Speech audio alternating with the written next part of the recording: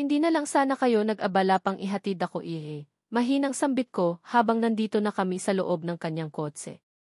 Kasalukuyan naming tinatahak ang daan palabas ng subdivision kung saan nakatayo ang palasyong bahay nila at pansin na malalim na nga ang gabi dahil bihira na lang ang mga sasakyan na nakikita ko. Kung sakaling hindi kita ihahatid sa kung saan ka man pupunta, wala ka ring masasakyan. Kahit taxi bihira lang kung pumasok sa loob ng subdivision. Isa pa, hindi mo mawawala sa akin na mag-alala ng sobra sa iyo, Angela. Hindi na iba ang turing ko sa iyo, lalo na at kasintahan ka ng kapatid ko. Seryoso niyang sagot sa akin. Salamat, mahinang bigkas ko. Kahit naman papaano, nakakaramdam din naman ako ng hiya sa kanya. Imagine, talagang naglaan pa siya ng oras at kahit na 10 oras na ng gabi nagpa siya pa rin siya na ihatid ako. Wala talagang De La Fuente na masama ang ugali at sigurado na ako doon. Saan ka nga pala pupunta niyan? Seryosong tanong niya sa akin.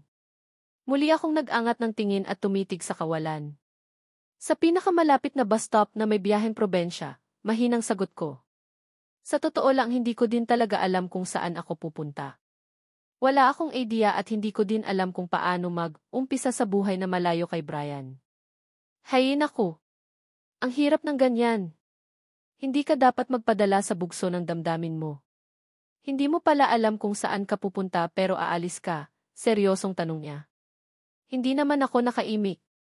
Kung gusto mo, doon ka muna sa kondo ko. Pwede kang magstay doon hangat gusto mo. Saka, paano pala ang pag-aaral mo kung sa probensya ang destinasyon mo? Seryosong tanong niya. Salamat po pero hindi po pwede. Hindi ko na din po maipagpapatuloy ang pag-aaral ko malungkot kong sagot. Yes, hindi na talaga pwede. Lalayo nga ako, di ba? Hindi na din talaga ako pwedeng pumasok ng school dahil tiyak akong pupuntahan ako ni Brian at kukulitin. Ayaw kong mangyari iyon kaya i-give up ko na ulit ang aking pag-aaral. Bahala na talaga ang bukas sa akin. Hanggang ngayon lutang pa rin talaga ako at wala pa akong konkretong desisyon para sa sarili ko. Naku, Angela. Tigas din ng ulo mo Bahala ka na nga. Pero daan pa rin tayo ng kondo. May kukunin lang ako, seryosong muli niyang bigkas. Isang pagtango ang naging sagot ko at muli kong ibinaling ang paningin ko sa labas ng bintana ng kanyang sasakyan. Nakarating kami ng kondo ni Sergey. Niyaya niya pa nga ako na pumasok sa loob pero tumanggi na ako. Nagpasya ako na hihintayin ko na lang siya dito sa loob ng kotse. Wala na din kasi talaga akong balak na magtagal pa. Gusto ko nang makaalis. Wala pang 5 minuto lumabas na din naman ulit si Sergey.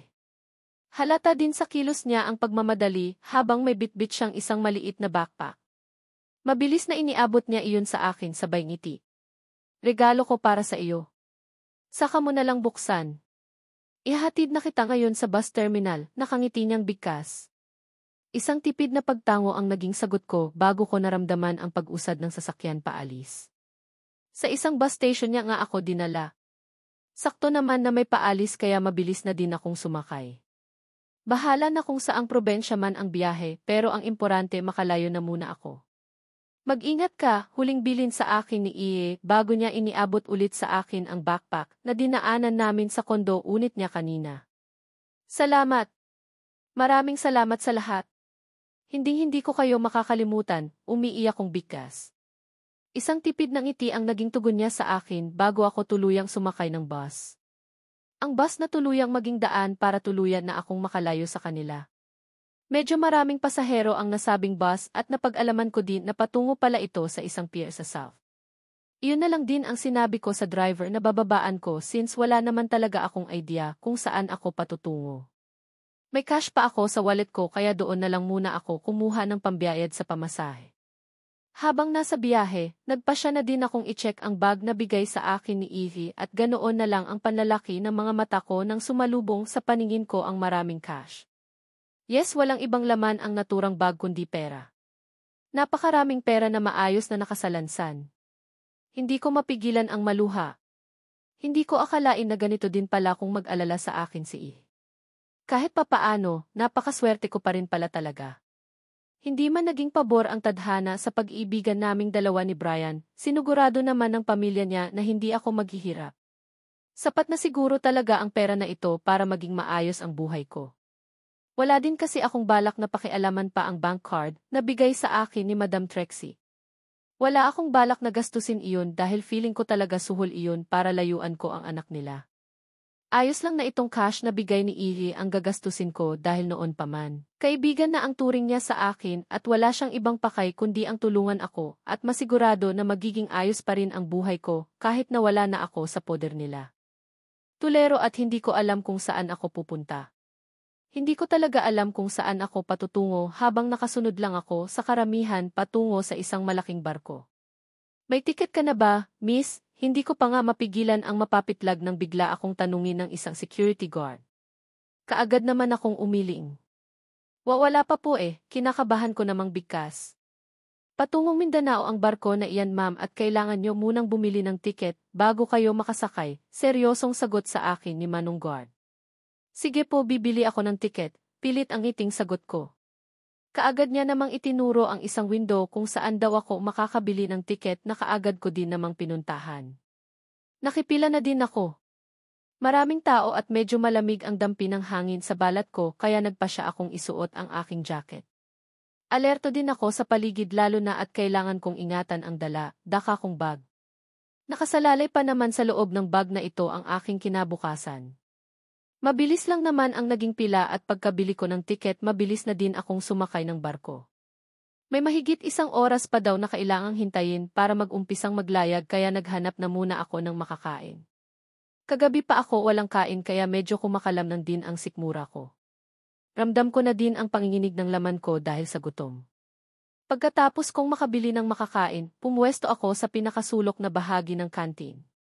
Medyo marami na din akong nakikitang mga pasahero na kagaya ko na halatang naghihintay na din sa pag-alis ng barko. Pwede makishare ng table, kasalukuyan akong nakatungo nang maramdaman ko na may biglang nagsalita sa harapan ko. Wala sa sariling napaangat ako ng tingin at ganoon na lang ang gulat ko nang sumalubong sa paningin ko ang isang makinis at magandang babae. May suot siyang sombrero gayon paman hindi pa rin maikakaila na maganda siya. Opo. Pwede naman po. Kaagad ko namang sagot na sinabayan ko. Panang sunod-sunod na pagtango. Thank you.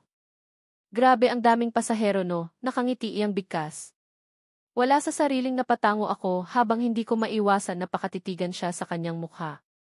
Para kasing familiar ang mukha niya sa akin Hindi ko lang maalala kung saan ko siya nakita. Pansin ko nga din po wala sa sariling sagot ko. Wala sa sariling iwas ako ng tingin sa kanya, lalo na nang mapansin ko na nakatitig din siya sa akin. Bella nga pala, nakangiti niyang bigkas sa bailahad ng kamay niya sa harapan ko. Kimi ko namang tinangap ang pakikipagkamay niya sabay ngiti. Angela po, nakangiti ko ding sagot. Napansin kong saglit siyang natigilan habang nakatitig sa akin sabay tango. Saan ka sa Mindanao, Angela? Nakangiti niyang tanong sa akin. Nag-iilan naman ako. Saan nga ba ako ng parte ng Mindanao pupunta? Hindi ko alam wala akong ideya sa lugar na iyon kaya hindi ko din talaga alam kung ano ang isasagot ko. Ano po hindi ko pa alam, aalangan kong sagot sa kanya sa bayo ko. Napansin kong natigilan siya habang hindi inaalis ang pagkakatitig sa akin. Hindi mo alam? Bakit? Don't tell me na naglayas ka, seryosong tanong niya. Kaagad namang nanlaki ang mga mata ko sa gulat. Bigla akong kinabahan. Hindi ako naglayas, kinakabahan kong bigkas. Pakiramdam ko bigla akong pinagpawisan. Bakit ba ang daldal niya? Sinasabi ko na nga ba Hindi ka makakapagsinungaling sa akin. Sanay na ako sa mga ganitong galawan Heist, mabuti na lang talaga at ako ang nakilala mo kung hindi baka mapahamak ka seryoso niyang sagot. Hindi naman ako nakaimik. Don't worry. Halos pareho lang naman tayo ng sitwasyon. Actually, ang alam nila mommy at daddy nasa Vic ako at nag-aaral. Hindi nila alam na nandito lang ako sa Pinas at tahimik na namumuhay habang hinahabol ko ang lalaking gusto ko, nakangiti niyang sagot sa akin. Iisa po kayong De La Fuente, hindi ko na napigilan pang tanong sa kanya. Bigla kasing sumagi sa isipan ko ang hitsura ng kapatid nila Brian na Bella din ang pangalan na nasa Amerika daw at doon nag-aaral. Sa halos 2 taon kong pagtira sa bahay ng mga De La Fuente, never pang umuwi ang Bella na iyon, kaya hindi ko pa rin siya nakikita. Kilala mo ang pamilyang De La Fuente? Nagtataka niyang tanong sa akin. Wala sa sariling kaagad akong napatango. Eh. Doon ako tumira sa loob ng halos 2 taon, kinakabahan kong sagot. Hindi ko alam kung tama ba umamin ako sa kanya na sa kanila ako galing. Pero ano ba ang ginagawa ni Bella dito sa Pinas? Bakit ang alam ng lahat nasa Viet siya at nag-aaral? Ganoon ba? Wow, small world ha, seryosong sagot niya sa akin habang pinakatitigan niya ako. Nagtataka kong tanong sa kanya. Sabi ko small world. Grabe, sa dami ng pwede kong makasamuha ngayong araw, ang taong galing pa talaga sa bahay namin, seryosong bigkas niya. Hindi naman ako nakaimik. Hindi ko alam kung ano ang trip ng babaeng kaharap ko ngayon, pero alam ko, sigurado ako na siya talaga si Bella de la Fuente. Nakita ko siya sa kanilang family picture. Babalik ka pa ba kina mommy at daddy? I mean, ano ka sa bahay namin? Nagtatrabaho ka ba or what? Seryosong tanong niya. Aamin din naman pala ng ganoon kabilis eh. Hindi na po ako babalik sa bahay ninyo. Umalis na po kasi ako eh, direktang sagot ko. Mukhang wala siyang alam sa naging relasyon ko sa kapatid niya, kaya wala nang dahilan pa para ikwento ko iyon. Good. Ayaw ko pa kasing malaman nila mommy at daddy na nandito na ako sa Pinas eh. Tiyak na malalagot ako sa mga iyon, nakangiti niyang sagot sa akin. Ano ulit ang katungkulan mo sa bahay namin? Scholar ka at sa amin ka mismo nakatira, nagtatakang muling tanong sa akin ni Bella. Tinulungan nila ako. Malayong kamag, anak ko si Manang Alda at isinama niya ako sa bahay niyo para matakasan ko ang pagmamalupit sa akin ng mga taong nagpalaki sa akin. Nahihiya kong sagot sa kanya. Hindi ko tuloy maiwasan na makaramdam ng lungkot nang maalala ko si Manang Alda. Hindi nga pala ako nakapagpaalam sa kanya at basta na lang akong umalis. Tiyak akong mag-aalala na sa akin si Manang. And, bakit mo nga pala naisipang umalis ng bahay? Seryosong tanong niya sa akin. Muli akong natameme. Hindi ko alam kung hanggang saan ang kaya kong ikwento sa kanya. Mukhang wala talaga siyang kamalay-malay sa kung ano ang mga nangyari dito sa Pinas at sa pamilya niya. Hindi niya din yata alam na ako ang girlfriend ng kapatid niya, kaya lang nakabuntis ng ibang babae kaya kailangan pakasalan. Don't get me wrong. Sobrang nagtataka lang talaga ako. Simula noong bumalik ako dito sa Pinas 3 months ago, iniiwasan ko din talaga muna na makipag-communicate sa bahay namin. You know, natatakot din ako na baka mahuli nila ako na hindi ko na naipruso ang pag-aaral ko, seryoso niyang bikas. Bakit nga po pala? Ano po ang ginagawa niyo sa Mindanao? Nagtataka ko ding tanong. Nabanggit niya kanina sa akin ng dahil sa lalaki pero hindi malinaw iyon sa akin.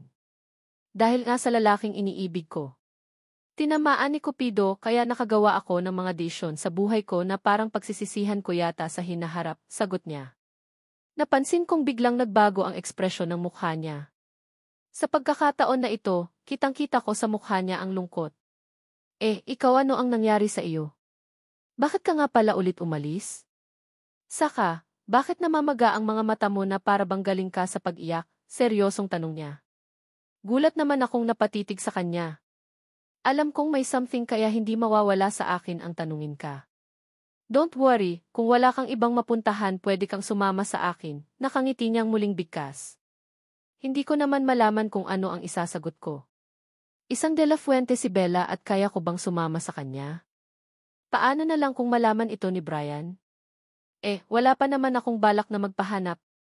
Heist, tama si Bella, bakit nga ba sa dinami-dami ng pwede kong makausap ngayong araw, bakit siya pa? Ano ang isasagot ko sa kanya? Na hindi ako pwedeng sumama sa kanya dahil kagaya niya nagtatago din ako. Ang gulo. Ano ba ang gagawin ko? Akmang magsasalita na sana ako nang maramdaman ko ang pag-vibrate ng phone ko sa loob ng aking bag. May tumatawag sa akin kaya naman dali-dali kong binuksan ang bag ko at kinuha ang aking cellphone at ganoon na lang ang panlalaki ng mga mata ko nang makita ko ang pangalan ni Brian sa screen. Hindi ko tuloy mapigilan ang mapalunok ng sarili kong laway. Biglang salakay ng kaba sa puso ko at hindi ko malaman kung sasagutin ko ba ang tawag niya or hindi. Kung ganoon, gising na si Brian. Siguro sa mga sandaling ito alam niya na ang pag-alis ko. Nabasa niya na siguro ang iniwan kong maiksing liham. Bakit ayaw mong sagutin? Sino ang tumatawag? Narinig ko pang tanong ni Bella. Direkta siyang nakatitig sa akin ngayon habang punong-puno ng pagtataka ang mga mata niya. Ilang beses na paghinga ng malalim ang pinakawalan ko bago ko pinindot ang answer button ng tawag. Mabilis kong itinapat sa aking tainga at ang nag-aalalang boses ni Brian ang kaagad na sumalubong sa akin. Nasaan ka? Angela, ano ang ginagawa mo? Seryosong bigkas nito. Ramdam ko sa boses ni Brian ang hinanakit kaya hindi ko na napigilan pa ang muling maluha. Ito ang tama. I'm sorry Brian pero alam kong ito ang tama, mahinang sagot ko. Pigil ko ang sarili ko na mapahagulhol ng iyak. Biglang sigid ng sakit na nararamdaman sa puso ko at bigla kong nakalimutan na kaharap ko lang pala ang nakakabata niyang kapatid na tahimik na nakikinig sa bawat katagang binitiwan ko. Hindi pa ba sapat sa iyo ang pangako kong ipaglaban ka? Bakit kailangan mo pang umalis? Hindi ko kayang mawala ka sa akin, hindi ko kaya, halos pasigaw na bigkas ni Brian. Ramdam ko ang galit sa boses niya kaya naman napahaguhol na ako ng iya. Kayanin mo. Magkakaanak ka na sa kanya at hindi na magbabago ang desisyon ko.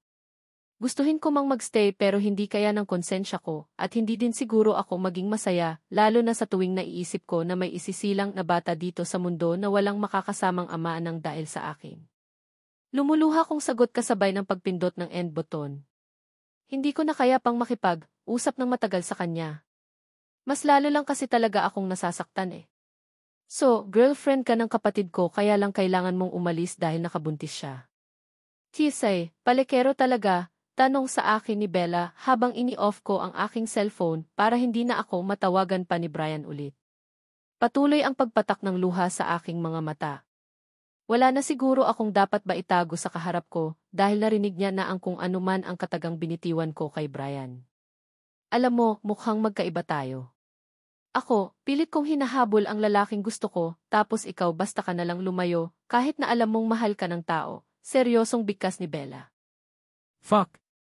Fuck! Paulit-ulit kong sigaw kasabay ng paghagis ko sa aking hawak na cellphone. Nagising ako na wala na siya sa tabi ko.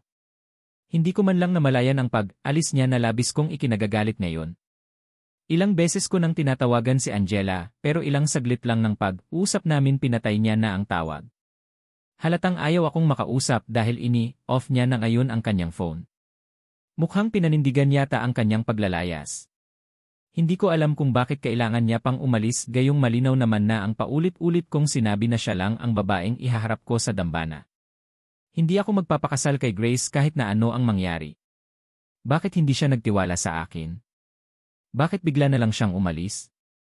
Hindi ko kayang mabuhay na wala siya. Hindi ko alam kung ano ang mangyayari sa akin ngayong wala siya. Akala ko ayos na kami kagabi, iyon pala hinintay niya lang akong makatulog tapos may balak naman pala talaga siyang iwan ako. Angela! Angela! Galit kong sigaw. Hindi ko mapigilan ang mapasabunot ng sarili kong buhok at muling dinampot ang maiksing liham. Liham na nagsasaad ng pamamaalam. Alam kong kasalanan ko kung bakit nangyari ito pero kahit ako, hindi ko din alam kung paanong nabuntis ko si Grace. Sa isang business tour nagkainuman kami at nagising ako na pareho kaming nasa hotel pero hindi ko talaga maalala kung may nangyari ba sa amin or wala. Lasing ako noon at ang alam ko natulog lang ako. Sa isiping iyon matalim ang mga matang napatitig ako sa kawalan. Hindi ko mapigilan ang maikuyom ang kamao ko at mabilis na naglakad palabas ng kwarto. Hindi ako papayag na basta na lang akong layasan ni Angela. Hahanapin ko siya kahit na saan man siya magtago. Akin lang siya. Akin lang ang babaeng pinakamamahal ko at wala akong ibang balak na magpakasal at magpatali sa kahit na kaninong babae kundi kay Angela lang. Brian, mabuti naman at gising ka na.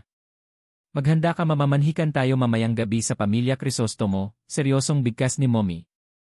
Natigil ako sa paghakbang at seryoso siyang tinitigan. Paano kung ayaw ko po? May magagawa po ba kayo? Seryosong bigkas ko.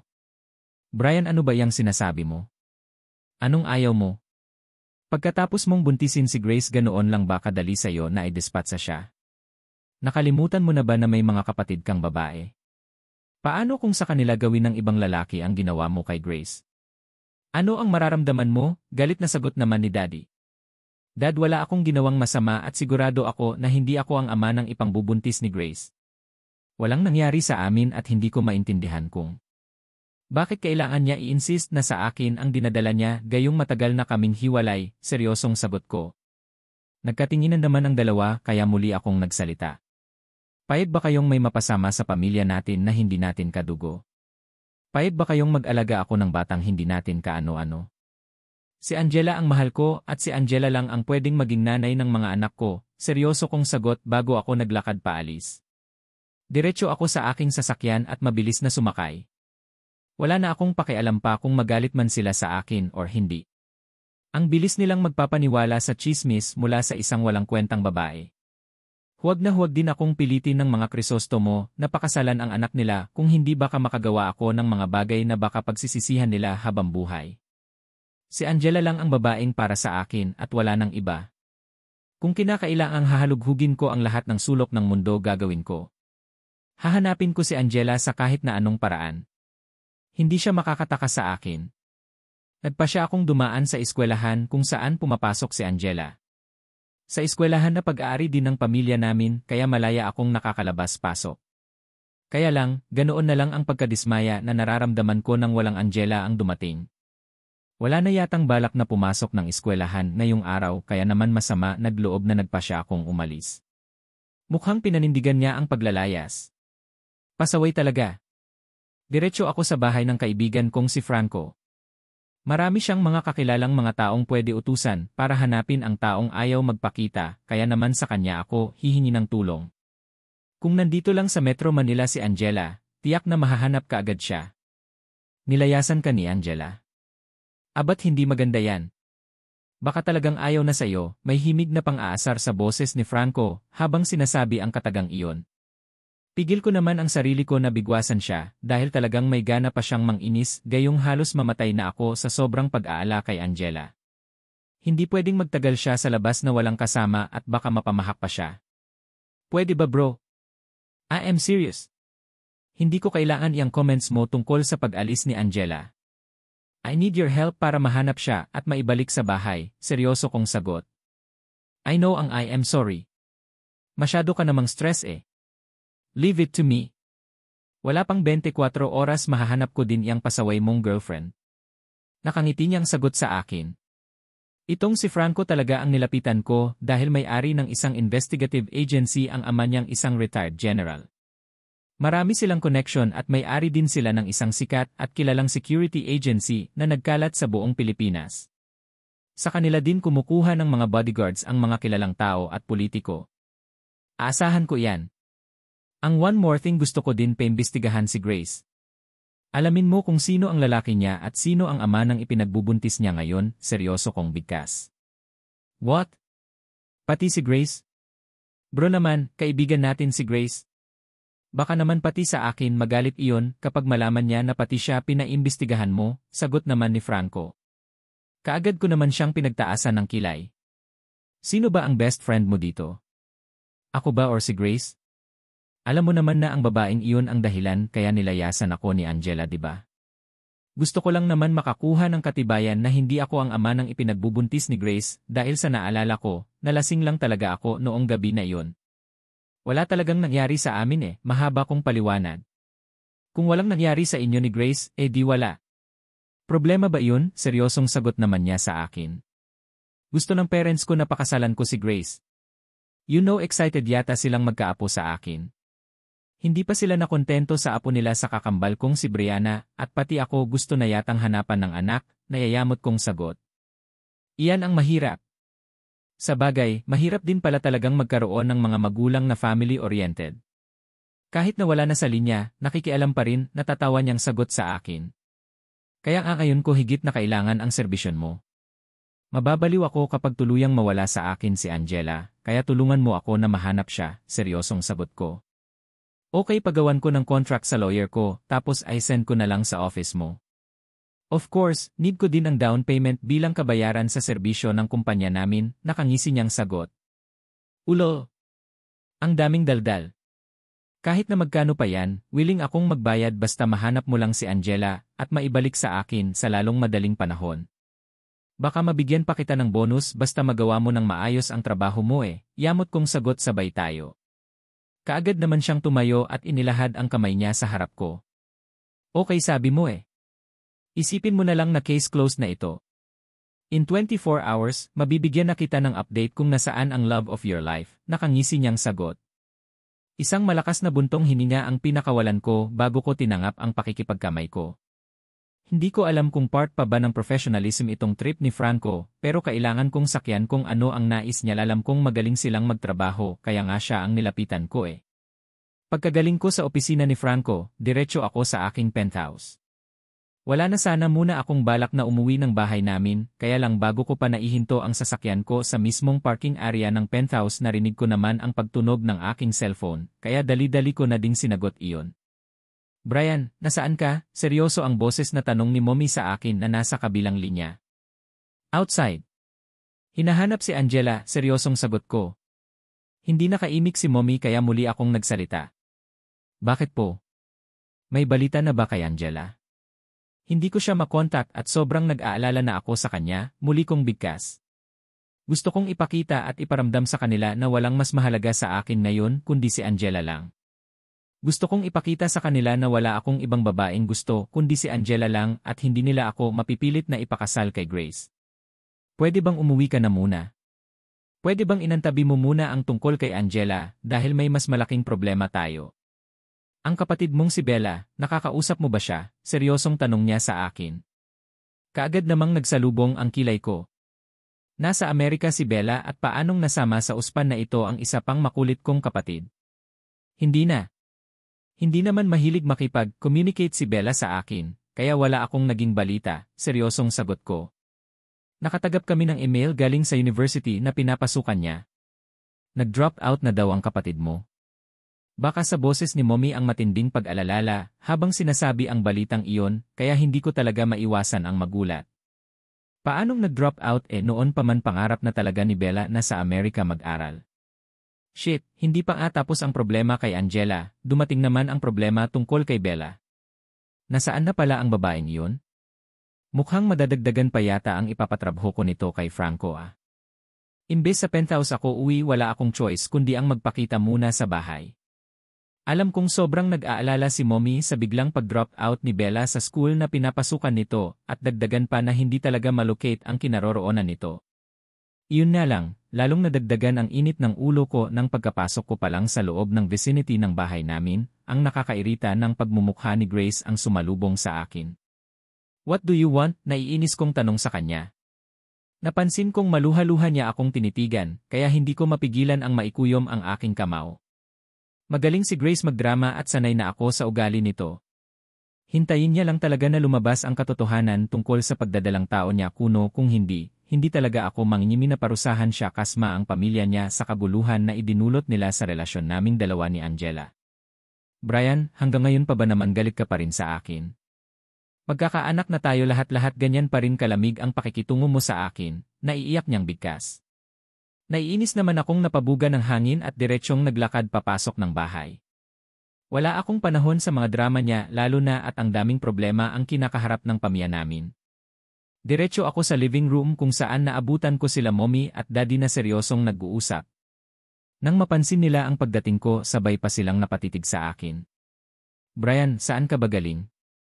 Hindi ka pumasok ng opisina at uwi ka ng bahay na ganyan ang hitsura mo? Seryosong tanong ni Daddy. Hinanap ko si Angela sa labas. Nagbabaka sakali pa rin ako na makita ko siya, walang paligoy-ligoy kong sagot. Napansin kong nagkatinginan naman sila bago sumagot si Mommy. Pwede bang isantabi mo na muna ang tungkol kay Angela? Nawawala ang kapatid mong si Bella at hindi namin siya malocate kung nasaan siya, nag-aalalang bigkas ni Mommy. Pigil ko naman ang sarili ko ang sabihin na nawawala din si Angela. Dalawang mahalagang tao sa buhay ko ang bigla na lang naglaho. Doble-dobleng problema at hindi ko alam kung ano ang uunahin. Mom, malaki na si Bella para magdesisyon ng mga bagay-bagay. Uwi din iyon. Parang hindi nyo naman kabisado ang ugali ng kapatid ko eh. Feeling independent sa buhay iyon as long as may hawak na pera, seryoso kong sagot. Hindi mo maalis sa amin na mag-alala sa kapatid mo. Babae pa rin siya at baka napahamak na siya, seryosong sagot ni Mommy. Okay fine. Gagawa ako ng paraan para malocate siya sa lalong madaling panahon, seryosong sagot ko. Tama po si Brian, tita and tito. Baka nasa paligid lang si Bella. Hayaan niyo po, tutulong po ang pamilya namin para mahanap si Bella sa madaling panahon. Sabat naman ni Grace. Hindi ko na malaya na sumunod din pala siya sa akin hanggang sa pagpasok dito sa loob ng living room. Feeling close na talaga siya sa mga magulang ko. Salamat iha. Siya nga pala. Pakisabi sa daddy at mommy mo na sa Sunday na kami mamanhikan ha. May mga bagay lang na dapat unahin ang pamilya namin. Sagot naman ni mommy. Huwag po kayong mag-alala, tita. Naiinitindihan po namin ang sitwasyon, nakangiting sagot naman ni Grace kaya nagpa siya akong umalis na. Baka kung ano pa ang mangyari kung patuloy pa akong manatili dito. Baka ma-high blood pa ako sa sobrang inis. Brian, saan ka pupunta? Nandito sa Grace, asikasuhin mo naman siya, natigil ako sa paghakbang nang biglang nagsalita si Daddy. Seryoso akong napalingon habang may pilit na ngiti na nakaguhit sa labi. Nakaya niyang pumunta mag-isa dito na walang invitation mula sa akin at kaya niya naman sigurong umalis mag-isa. I'm sorry dad, pagod ako at masakit ang ulo ko kaya hayaan niyo na muna kong makapagpahinga, bigkas ko at matalim na sinulyapan si Grace bago ko ipinagpatuloy ang pag-alis.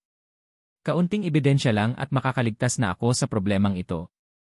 Sana lang talaga bigyan kaagad ako ng update ni Franco sa pinapatrabho ko sa kanya para matapos na ito. Ilang oras pa lang na hindi ko nakakasama si Angela, sobrang na-miss ko na siya.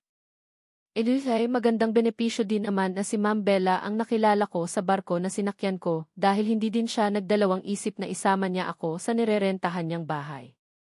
Kahit papano, palagay ang loob ko na siya ang kasama ko, pero hindi ibig sabihin na magtatagal ako sa poder niya. Balak kong umalis pa rin at magpakalayo-layo. Malayo sa pamilya de la Fuente dahil iyon ang nararapat. Dahil kumain na kami sa restaurant na nadaanan namin, pagdating ng bahay inihatid niya lang ako sa kwarto na gagamitin ko daw bago siya pumasok sa sarili niyang silid.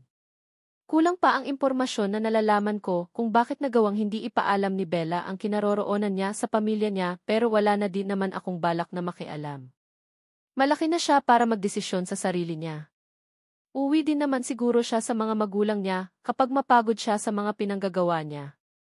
Dahil siguro sa matinding pagod, kaagad na din naman akong nakatulog. Siguro dahil sa magkasunod na puyat na nangyari sa akin sa bahay ng mga De La Fuente, kaya umaga na ako nagising kinabukasan.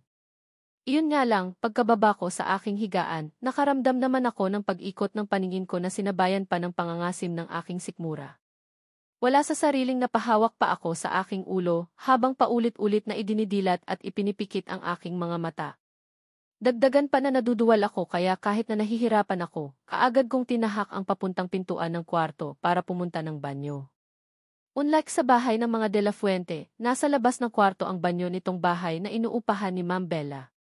Payak ang nasabing bahay at malayong-malayo sa bahay na kinalakhan nito sa Metro Manila. Angela, anong nangyari sa iyo? Narinig ko pang tanong sa akin ni Ma'am Bella.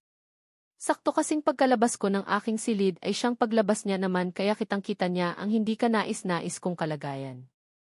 Na-food poisoning yata ako ma'am, mahinang sambit ko habang mahigpit akong nakakapit sa pintuan. Feeling ko kasi, nanginginig ang tuhod ko at may kung anong bagay ang gustong kumawala sa aking sikmura. Naramdaman naman ko naman ang paghawak niya sa akin at pag-alalay niya hanggang sa makapasok ako ng banyo. Pagkapasok sa loob walang pag-aalinlangan na humarap ako sa toilet bowl at pinakawalan na ang gustong kumawala mula sa sikmura ko. Halos gusto na yatang lumabas pati bituka ko pero wala naman akong maisuka. Lalo din akong nakaramdam ng pangangasim ng aking sikmura which is bago sa akin. Never pa akong nakaramdam ng ganito sa tanang buhay ko. Naramdaman ko din na tagaktak na ang pawis sa aking noo at likod ko dahil sa matindi kong pagsuka. May gusto talagang kumawala sa sikmura ko na hindi ko mailabas-labas. Ayos ka lang ba? Take it easy. Naku, ano ba ang nangyari sa iyo? First time ba ito or matagal mo nang nararamdaman? Narinig ko pang tanong ni Ma'am Bella sa akin. Hindi niya pala ako iniwan dito sa loob ng banyo. Naramdaman ko pa nga ang paulit-ulit na pagtapik niya sa likod ko. Hindi ko naman masagot-sagot ang katanungan niya dahil sa sitwasyon ko. Ang hirap at feeling ko may mali talaga akong nakain eh. Or baka naman kinabagan ako dahil sa tagal ng biyahe namin sa barko. Whatever the reason ay kailangan ko talaga sigurong magpatingin sa doktor. Halos 30 minuto din ang itinagal ko dito sa loob ng banyo bago ko naramdaman na bumuti-buti na ang pakiramdam ko. Muli akong inalalayan ni Ma'am Bella patungo sa pinakasala ng bahay. Pinaupo niya pa ako sa malambot na sofa bago siya naglakad patungo sa kusina at pagabalik niya may bitbit na siyang isang basong tubig. Inumin mo muna iyan. Kumusta ang pakiramdam mo? Ang putla mo seryosong tanong niya. Kaagad ko namang tinangap ang tubig na bigay niya at lumagok ng kaunti. Pagkatapos noon, muli niya akong inabutan ng malinis na face towel. Magpahinga ka muna. Maghahanda lang ako ng makakain natin tapos sasamahan kita sa hospital. Kailangan mong matingnan ng doktor, Angela. Baka ano na iyan, seryoso niyang bigkas. Nahihiya naman akong tumango. Nagkaroon patuloy ng responsibilidad si Ma'am Bella sa katauhan ko. Siguro nga swerte talaga ako sa mga De La Fuente. Noong mga panahon na wala akong kakampi, si Brian at ang mga magulang niya ang tumulong sa akin. Ngayong umalis ako sa poder ng mga De La Fuente, isang De La Fuente pa rin ang tumulong sa akin. Naamoy ko ang mabangong aroma ng pagkain na inihanda ni Ma'am Bella pero noong sinubukan ko ng kumain, nakakapagtaka na ayaw tangapin ng sikmura ko ang nasabing pagkain. Parang gusto ko na tuloy magduda sa sarili ko. Feeling ko talaga may mali sa akin . Angela, tapatin mo nga ako. Buntis ka ba? Diretsahang tanong ni Ma'am Bella sa akin. Kaagad namang nanlaki ang mga mata ko sa gulat. Ko. Buntis? Mahinang tanong ko. Kaagad akong nag-iwas ng tingin nang mapansin ko ang seryosong titig ni Ma'am Bella sa akin. Yes, ang mga ipinapakita mong senyales ngayong umaga ay palatandaan ng babaeng nagdadalang tao. Buntis ka? Nabuntis ka ng kapatid ko, seryosong tanong niya. Hindi naman ako nakaimik. Biglang salakay ng kaba ang puso ko. Paano nga ba kung buntis ako? Ano ang mangyayari sa baby namin ni Brian? Kaya nga ako umalis dahil buntis din si Grace tapos malalaman ko ngayon na buntis din ako. Kaya ko bang ilayo ang anak ko sa ama niya? Mapanindigan ko kaya ang paglayo ko? Pagkatapos naming kumain, sinamahan ako ni Ma'am Bella sa hospital para matingnan ang doktor kung saan nakumpirma ko nga ang pagdadalang tao ko. Hindi ko mapigilan ang magulat dahil sa aking nalaman. Kung saan naman nakapagdesisyon na ako na magparaya na lang saka naman ako nabuntis. Hindi ko natuloy malaman kung ano ang gagawin ko. Kailangan mong ingatan ang pagdadalang tao mo dahil nasa first semester ka pa lang ng pagbubuntis mo, Mrs. Reresitahan kita ng mga gamot para maging healthy ka pati ang baby na nasa sinapupunan mo, seryosong bigkas ni Dulce. Hindi ko naman malaman kung ano ang isasagot ko. Sa totoo lang, sobrang naguguluhan ako. Hindi ko alam kung ano ang gagawin ko. Salamat po, Dulce, mahinang sagot ko. Magkahalong damdamin ang bumabalot sa puso ko sa pagkakataon na ito. Masaya ako na malungkot na hindi ko maintindihan. Wala sa sariling napatitig ako kay Ma'am Bella na noon ay tahimik lang na nakikinig sa amin. After 2 weeks, bumalik ka dito ka sa akin for another check-up. Ingatan mo ang sarili mo at huwag mong kalimutan na inumin ang mga vitamins na nireseta ko sa iyo, nakangiting wika ng mabait na doktor. Nakangiti naman akong tumango. Salamat po, sagot ko at tuluyan na akong nagpaalam. Habang palabas kami ng hospital ramdam ko ang pagiging tahimik ni Ma'am Bella na para bang kailalim ng kanyang iniisip. Binili ko lang ang mga vitamins na niresta ni Dulce sa akin at umuwi na din kami ng bahay. Si Brian ang ama, di ba? Ano ang plano mo? Seryosong tanong niya pagkadating namin ng bahay. Hindi ko po alam . Hindi ko naman akalain na mabubuntis ako, nag-aalangan kong sagot. Ngayong alam ni Ma'am Bella ang tungkol sa pagdadalang tao ko, kailangan ko na sigurong umalis sa poder niya. Hindi ko kasi talaga alam kung dapat ko bang sabihin kay Brian ang tungkol dito. Magkakaanak na sila ni Grace at ayaw kong ako ang dahilan para hindi matuloy ang pagpapakasal nilang dalawa. Minsan kailangan nating maging selfish kung gusto natin maging masaya. Magpahinga ka na muna. Narinig mo naman siguro ang bili ng doktor, di ba? Kailangan mong alagaan ang ipinagbubuntis mo. Huwag kang mag-alala, nandito lang ako, handa kitang tulungan sa lahat ng oras. Nakangiti niyan wika at talagang inihatid niya pa ako sa sarili kong kwarto. Kung mabait ang mga kapatid niya, mabait din pala si Ma'am Bella. Hindi pa nga kami masyadong magkakilala pero ramdam ko na sa puso niya ang kabutihan niya. Ngayong nagdadalang tao ako, wala talaga akong ibang masasandalan kundi siya lang. Walang ibang nakakatulong sa akin, kundi siya lang lalo na at kailangan ko din talaga ng suporta sa ngayon. Ayaw ko din naman kasing malagay sa alanganin ang pagbubuntis ko kaya ang planong pag-alis sa poder niya ang maari kong last option. Buong araw akong nagpahinga. Kapag oras ng pagkain, kusang dinadalhan ako ni Ma'am Bella dito sa aking silid ng pagkain pero hindi ko din naman masyadong nakakain. Hindi kayang tangapin ng sikmura ko ang lahat ng sinusubo ko kaya naman sobrang nahihirapan ako. Nasa unang stage pa lang ako ng pagbubuntis ko pero feeling ko hindi ko na kaya. Nako, kailangan mong kumain, Angela. Hindi pwedeng ganyan ka, seryosong bigkas niya. Simula noong dumating kami galing hospital, hindi ko na alam kung ilang beses na akong nagpabalik-balik ng banyo para sumuka.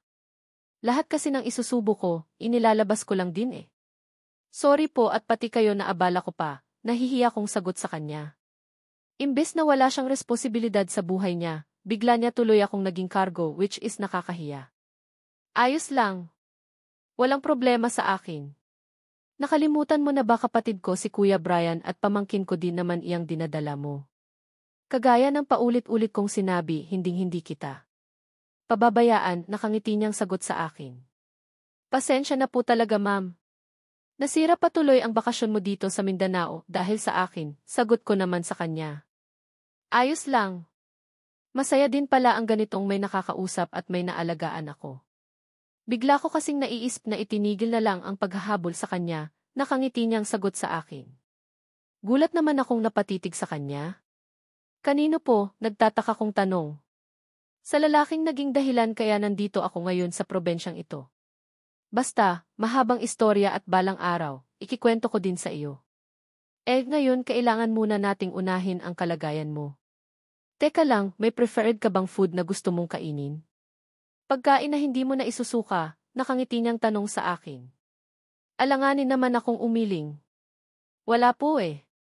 Hindi ko po alam, nahihiya kong sagot sa kanya. Okay, kirisay ko na lang mag-research ng mga pagkain na pwede sa mga masiselang magbuntis na kagaya mo.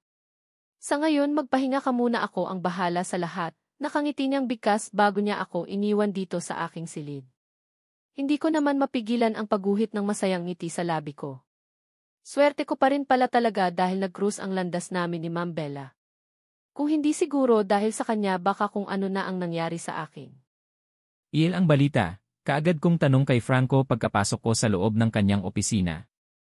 Tinawagan niya ako kanina lang para ibalita sa akin na may lead na daw siya sa pinapatrabaho ko sa kanya.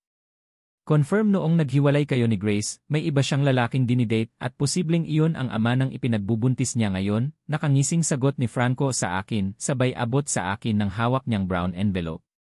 Dali-dali ko namang tinanggap iyon at inilabas ang mga laman. Iba't ibang klaseng larawan nakuha sa iba't ibang lugar. Karamihan ay sa labas ng mga hotels at motel at meron din sa ibabaw ng kama. Dito na talaga ako bumilib kay Franco, lahat sagap na sagap eh. Kahit mga kamera sa mga motel kaya nilang i-track. Fuck, mahina kong sambit. Hindi ko mapigilan ang maikuyom ang aking kamao. Sinasabi ko na nga ba eh. Niluluko talaga ako ni Grace. Alam mo ba kung ano ang isa sa mga dahilan at kung bakit gusto ng mga Crisostomo na maikasal kaagad kayo ni Grace?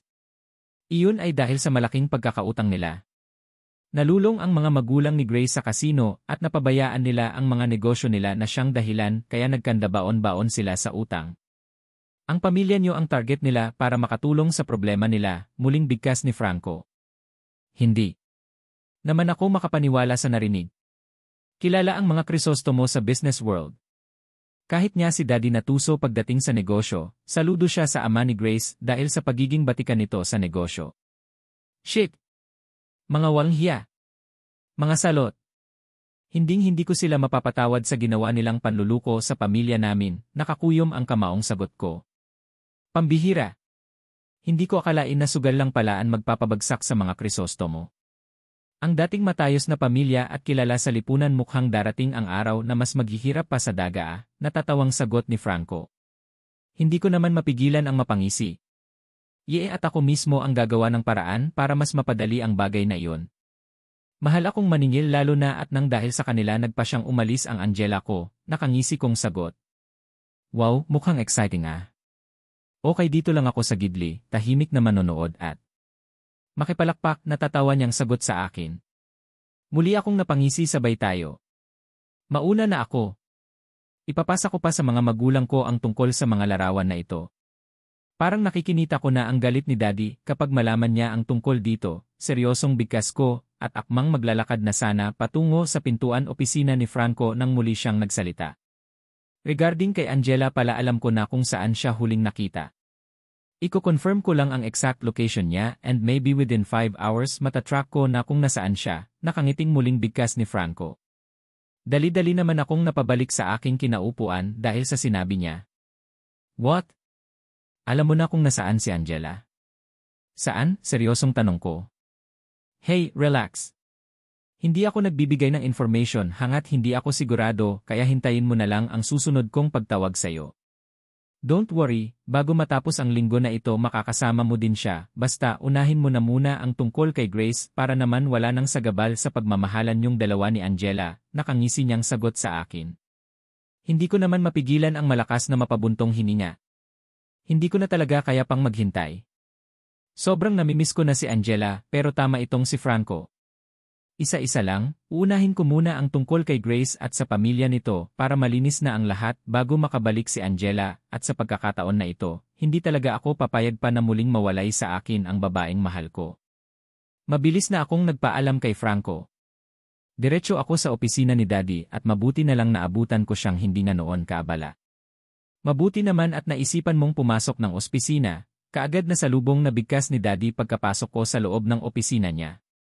Tamad naman akong napaupo sa katapat upuan niya at inilapag ang hawak kong envelope sa mesa niya. Ano iyan? Nagtatakang tanong ni Daddy. Mainit-init na balita tungkol sa pamilya Crisostomo, seryosong sagot ko. Seryoso akong tinitigan ni Daddy bago niya dinampot ang brown envelope na dala ko kanina at binuksan iyon. Saglit niya iyong pinakatitigan bago ko napansin ang galit na kaagad na rumihistro sa mga mata niya. Sa lahat ng ayaw ko ay iyong niluluko ako pati ang buo kong pamilya, narinig ko panggigil na bigkas nito. Hindi ko naman mapigilan na mapangiti. Walang sino man ang malakas ang loob na nangahas na kalabanin ang mga De La Fuente, dahil sa kakaibang ugali ni Daddy, pero ang lakas ng loob ng mga Crisostomo na lokohin ang pamilya namin. Mukhang kahit na wala akong gagawin, masusolve na ang problema ko, which is pabor sa akin, dahil wala akong ibang gustong gawin ngayon kundi ang hanapin si Angela.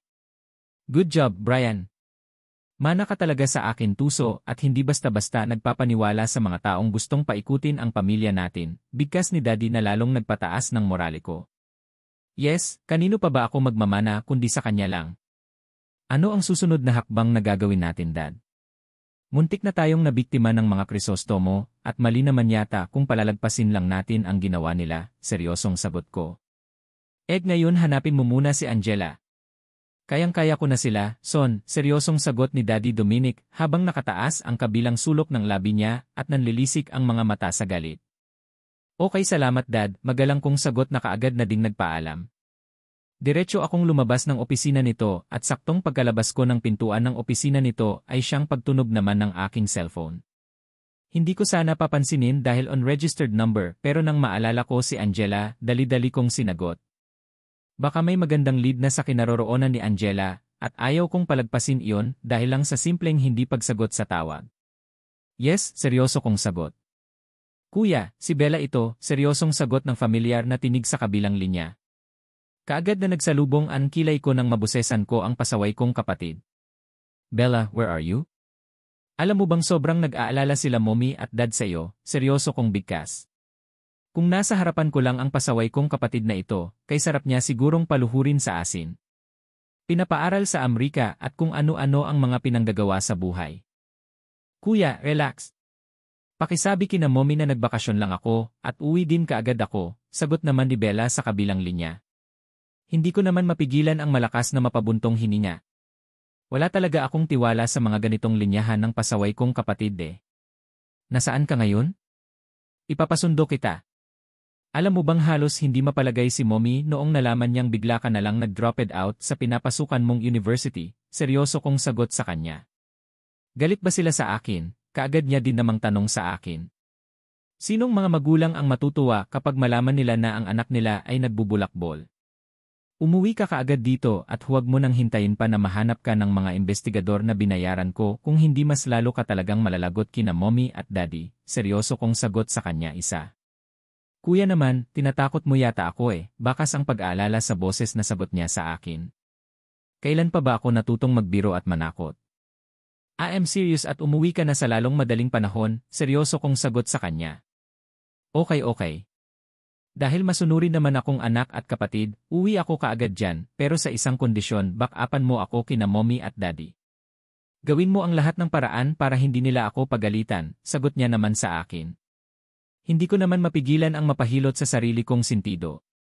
At talaga naman, may conditions pa talaga ang pasaway na ito Sa dami ng problema ko dumagdag pa talaga siya. May nagawa kang kasalanan kaya dapat ready ka sa posibleng mangyari pagka-uwi mo dito. Hindi ka naman siguro duwag para iwasan mo ang kung ano man ginawa mo, 'di ba? Seryosong tanong ko. Hindi ako duwag pero kapatid mo ako, kuya. Saka, kapag hindi mo ako tutulungan tungkol dito, hindi din kita tutulungan na magkita ulit kayo ni Angela, tatawa-tawa niyang sagot sa akin. Gulat naman ako sa aking narinig. Ano ang sabi? Si Angela, nagtataka kong bigkas. Yes, the one and only Angela. Don't tell me na hindi mo siya kilala, seryosong tanong niya sa akin. Fuck, of course kilala ko siya. Teka lang, paano mo nalaman ang tungkol sa kanya? Seryosong tanong ko. Of course, kilala ko siya dahil girlfriend mo daw siya Teka lang, ano ba ang nangyari, kuya? Bakit ka nilayasan ni Angela?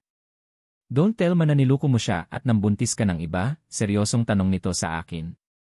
Hindi totoo ang chismis na nasagap mo kaya itigil mo iyang bunganga mo. Naiinis kong sagot. Kung ganoon, nagsisinungaling si Angela sa akin, sagot niya naman. What? Nagkakausap kayo ni Angela? Nasaan siya? Nasaan si Angela? Seryosong tanong ko. Ramdam ko ang lakas na pagkabog ng dibdib ko dahil sa excitement na aking nararamdaman. Kaunting oras na lang at makikita at makakasama ko na ulit ang mahal ko. Kasama ko nga siya pero kapag hindi mo ako tutulungan para hindi ako mapagalitan nila mommy at daddy, bibigyan ko na lang siguro ng advice si Angela na layuan ka na lang ng tuluyan. Tutal naman, playboy ka diretsahan itong sagot habang baka sa boses ang pang-inis. Kagad namang nagsalubong ang kilay ko dahil sa sinabi niya. Huwag na huwag mong subukan kung hindi talaga kita mapapatawad. Isusumpa talaga kita habang buhay at kakalimutan ko talaga na kapatid kita, galit kong sagot sa kanya. What? Bad ka, kuya. Ang galing mo talagang manakot, tatawa-tawa nitong sagot sa akin. Hain kita tinatakot. I am serious. Sabihin mo sa akin kung nasaan si Angela at ako ang bahala sa'yo, sumusuko kong sagot sa kanya. Are you sure? Promise yan ha? Broken-hearted ako sa totoo lang at hindi ko na talaga siguro makakaya pa na pati sila mommy at daddy magagalit sa akin, sagot niya naman sa akin. Yes, ako ang bahala. Now, tell me na saan si Angela, seryosong tanong ko. Kung sasabihin ko ba, hindi mo na siya sasaktan, seryosong tanong niya sa akin. Wala sa bokabularyo ko nasaktan siya dahil mahal ko siya. Saka, kung ano man ang problema, nasolusyonan na iyon at sadyang may mga tao lang talagang handang gawin ang lahat para lang matupad nila ang maitim nilang binabalak, seryoso kong sagot. Gosh, ang lalim noon Pero one more question, kuya, kung sakaling babalik ba si Angela, hindi mo ba siya gagawing kabit? Muli niyang tanong sa akin. Yamot naman akong napasabunot ng sarili kong buhok. Ang sarap putusan ng kapatid kong ito. Hindi matapos-tapos ang tanong. No. Wala akong balak dahil siya lang ang babaeng gusto kong pakasalan. Now, tell me na saan siya, seryosong tanong ko. Kasama ko. Magkasama kami dito sa Mindanao, diretsahan niya namang sagot sa akin. What? Mindanao? Ang layo niya na. Ano ang ginagawa niyo dyan? Seryosong tanong ko. Nagkakilala kami sa barko at hindi ko naman akalain na girlfriend mo nga pala siya although nakikita ko ang larawan niya before sa social media account ni Fiona at Nilapitan ko lang naman siya dahil familiar niya ang mukha niya sa akin at na-confirm ko nga na siya nga si Angela. Ang girlfriend mong nilayasan ka dahil hindi ka nakontento sa isa, nagkwento nga pero may halong patutsada ang last niyang sinabi.